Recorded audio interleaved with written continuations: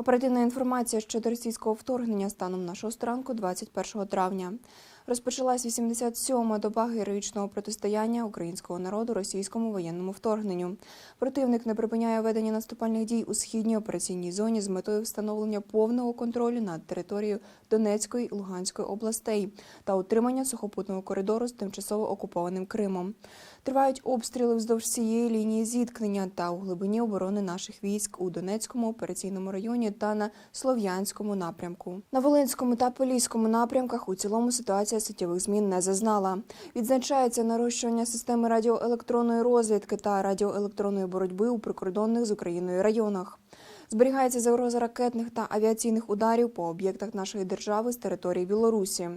На Сіверському напрямку противник обстріляв позиції Сил оборони в районах прикордонних українських населених пунктів на території Сумської та Чернігівської області. На Слобожанському напрямку основні зусилля ворога зосереджуються на утриманні зайнятих рубежів.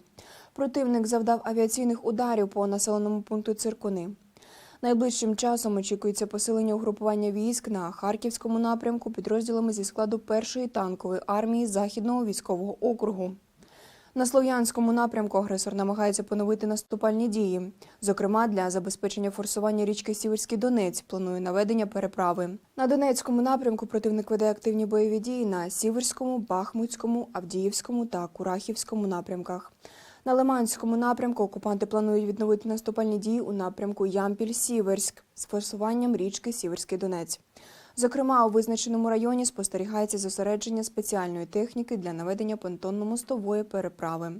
Для посилення угрупування військ та активізації наступу окупанти здійснюють перекидання додаткових підрозділів.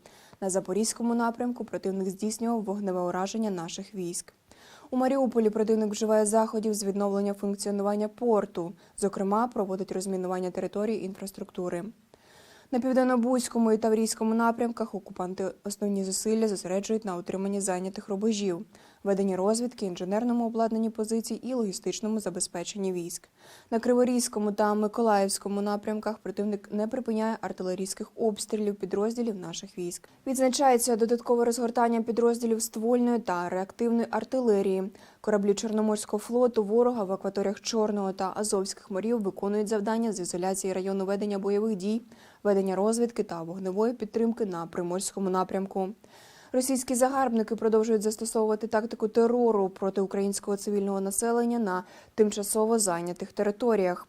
Зокрема, перешкоджають евакуації людей з Херсонської області на підконтрольну Україні територію та відкриттю гуманітарних коридорів для везення продуктів, харчування, медикаментів і евакуації людей похилого віку, хворих та дітей. Віримо у Збройні Сили України. Разом переможемо. Слава Україні!